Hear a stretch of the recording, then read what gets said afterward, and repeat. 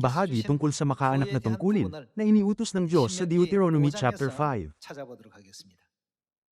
Ang unti-unting pagkawala ng mabubuting tradisyonal na kahalagahan, kabilang ang mga nagtataguyod sa mga prinsipyo ng makaanak na tungkulin, paggalang sa mga magulang, at sa mga tinatag na tradisyon, ay isang kapansin-pansing pinomeno sa lipunan ngayon. Habang dumarami ang material na kayamanan at lumalaganap ang individualismo, matatagpuan natin ang mga sarili sa isang panahon, kung kailan hindi matiis ng mga tao ang sarili nilang di kaginhawahan. Kaya labis na nakalulungkot na makita ang balita tungkol sa mga anak na nananakit sa mga magulang nila. Gayunman, hindi natin dapat natularan ang masamang sanlibutan ito, kundi sundin ang mga katuruan ng paggalang na ibinigay ng Diyos.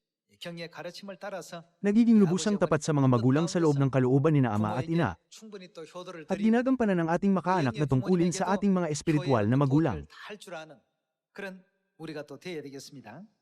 Lumipat tayo sa Deuteronomy chapter 5 verse 16.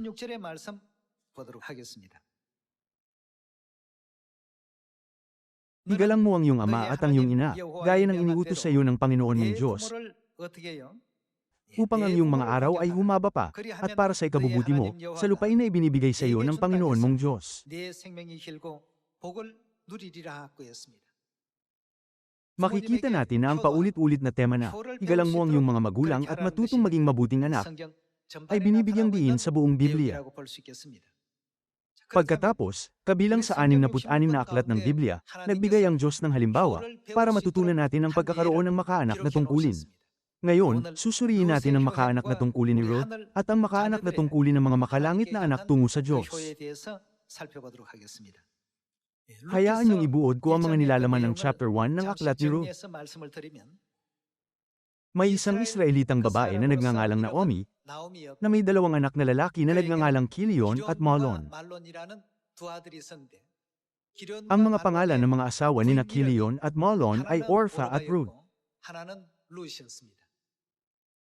Tumira ang pamilya sa rehiyon ng Moab, kung saan humarap sila sa iba't ibang mga paghihirap kabilang ang tagutom, na tumulak sa kanila na bumalik sa kanilang bayang pinagmulan, ang Israel. Nanggaling talaga sila sa Bethlehem. Namatay ang asawa ni Naomi, at pagkatapos, namatay ang dalawa niyang anak na sina Kilion at Mahlon. Kaya naman, sa huli, tatlong katao lang sa pamilya, si Naomi, ang biyenan, at ang kanyang mga manugang na babae na sina Orpha at Ruth, ay walang mapagpilian, kundi ang bumalik sa kanilang bayang pinagmulan. Sa isang lipunang labis na nakadepende sa pagsasaka sa mga araw na iyon, may maraming trabaho na mapapasukan ng mga lalaki, pero limitado ang mga mapapasukan ng mga babae. Kaya kahit nasundin nila si Naomi, ang dalawang manugang na babae ay hindi magkakaroon ng hanap buhay. Bukod pa rito, nakukonsensya dahil sa pagkupkup lang sa dalawa niyang manugang, nilayo ni Naomi, na pauwiin sila sa kanilang bayang pinagmulan, sinasabing, bumalik kayo sa inyong bayang pinagmulan at magpakasal muli, upang maisabuhay niyo ang natitirang bahagi ng buhay niyo nang may layunin at hindi sa kalungkutan. Sinubukan ni Orpha na manatili sa piling ng kanyang biyenan hanggang sa wakas, pero umuwi siya sa kanyang bayang pinagmulan sa huli. Samantalang si Ruth ay nagtanong, kung iiwanan ko ang aking biyenan, sino ang mag-aalaga sa kanya? Wala siyang mga anak na lalaki, at namatay ang kanyang asawa. Ipinahayag ni Ruth, susunod ako sa iyo hanggang sa huli. Kung saan ka pupunta ay doon ako pupunta. Kung saan ka nakatira ay doon ako maninirahan.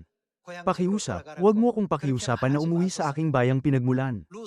Sa kabila ng pagiging Moabita at hindi Israelita, ipinagkatiwala ni Ruth ang sarili kay Naomi, sinasabing, ang iyong Diyos ay magiging aking Diyos, at ang iyong bayan ay magiging aking bayan. Kaya pakiusap, bawiin ang mga salita mo na hinihiling na umuwi ako. Nang may pagpapasyang isakripisyo ang sarili, pinili niyang sundin ang kanyang biyenan. Ang kwentong ito ay isinalaysay sa aklat ni Ruth. Hindi ba totoo na ang ating mga espiritual na buhay, na dating hinatulan ng kamatayan, ay umiira ngayon sa gitna ng masaganang pag-ibig at mga pagpapala mula sa Diyos, na dahil lahat sa kanyang banal na sakripisyo? Kaya naman, kayo at ako ay dapat na maging mga individual, na nagpapakita sa Diyos ng mga gawang mula sa makaanak na tungkulin at dedikasyon, ginagaya ang halimbawa ni Ruth.